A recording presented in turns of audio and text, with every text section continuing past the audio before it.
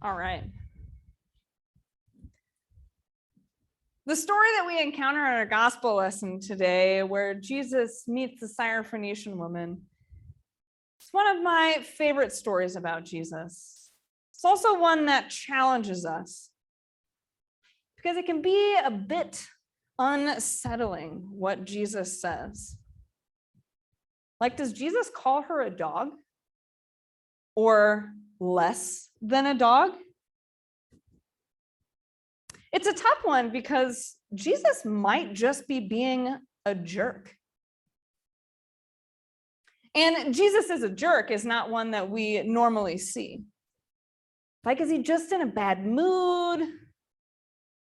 Or why is he being so rude to this woman? This woman that just, comes to him for help, right? This just doesn't feel like the Jesus that we know.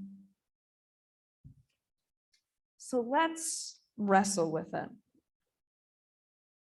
I imagine this same scenario going a little bit something like this. A story from our history that maybe sounds a little bit more familiar to us.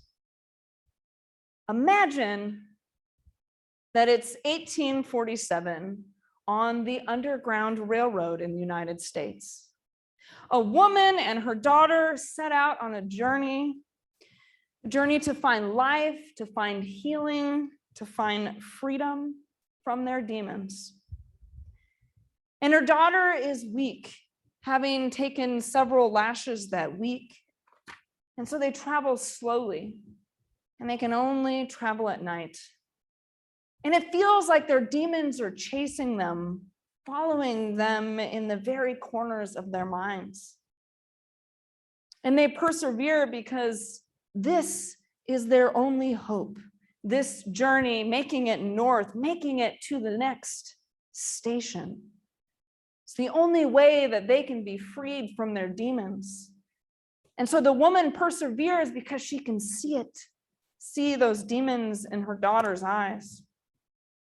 And it's just about dawn, and they come upon the next station at last. And they're tired, and they're hungry, and they're thirsty, and they're not even sure if they could go farther if they tried right now. And they knock on the door, and a tall white man opens the door, and he says, "You have no business being here." This was certainly true, the woman thought. For who they were, where they were, that in 1847, her young daughter and she, who had both escaped from a plantation, had no right to be there. Absolutely none. And this man before them had all the power. He could deny them, turn them away to be starving and sick in the middle of the night, turn them in, for their fates awaited them that way. Here in this place, in this moment, they are less than the dogs. And the man looks her in the eye and says the thing that is true: you have no business being here. Then he opens the door, ushers them inside, feeds them, and gives them water to drink, fresh clothes and a wash. He tends to the wounds on her daughter's back, and then he takes them to their cellar where there are cots and blankets for them to lay their heads. And she looks over at her daughter and sees that the demons that are following her are gone.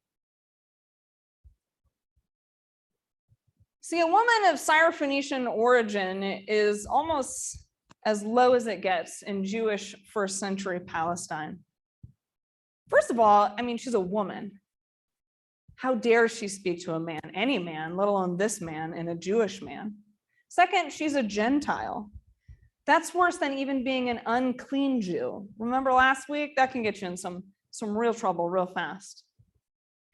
This woman is the wrong color, the wrong culture, and the wrong religion, and the wrong gender in this place and time. And she knows it. And so does Jesus.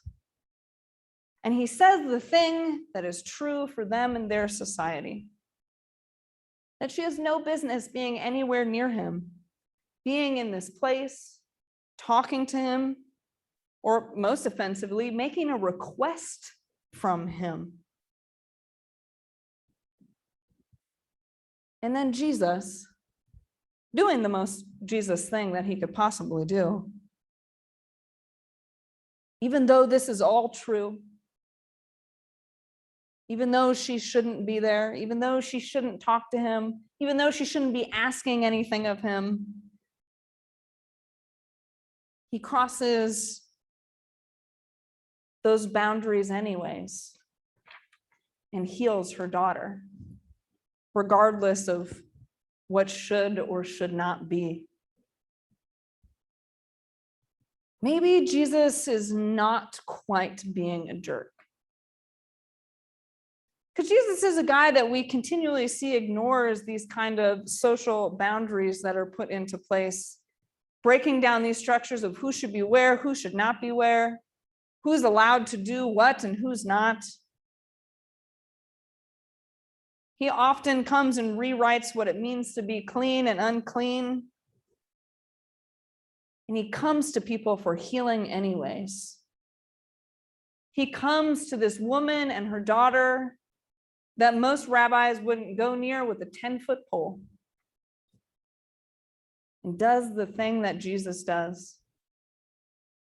Because he gives no regards for these orders, these structures that are in place that keep him from helping others. And so he spends his life continually crossing all of these boundaries that society has put in place.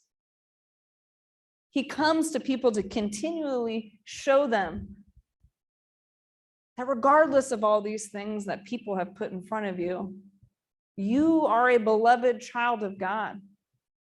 And Jesus comes and heals and loves anyways. How dare Jesus do this? To totally ignore everything that society puts in place in order to help others. How dare anyone who does this, right? People stepping out of their place, crazy. What about those rebel princesses we talked about last week? One of my favorites, Jasmine. How dare they step out of their fancy clothes and out of their castles and go on to the streets to feed kids, to help create equality, to bring a little bit more peace into the world. And how dare the characters in our story? In 1847, this woman and her daughter, how dare they seek freedom and justice for themselves? And how dare this man help them to step outside of the should and shouldn't, to step outside of what everyone is telling him he should do, to help those that are vulnerable. And Jesus dares to do this. And I think he dares each and every one of us to follow, to step outside of these lines, to go to people who need help, regardless of what they're told. And to say to people, you are a beloved child of God and worth it, regardless of what that guy says. To make a difference. This is why I really love this story where Jesus encounters a Syrophenecian woman, and some of the other similar encounters we get of Jesus continually crossing these boundaries, like the woman at the well. Because I think when we meet Jesus in the story with the Syrophenecian woman, is Jesus being a jerk? Maybe, but I don't think it's to her. I think Jesus is being a jerk to injustice. He's being a jerk to the social structures that deny people human rights and mercy and love. And this Sounds a lot more like the Jesus that we know. Amen.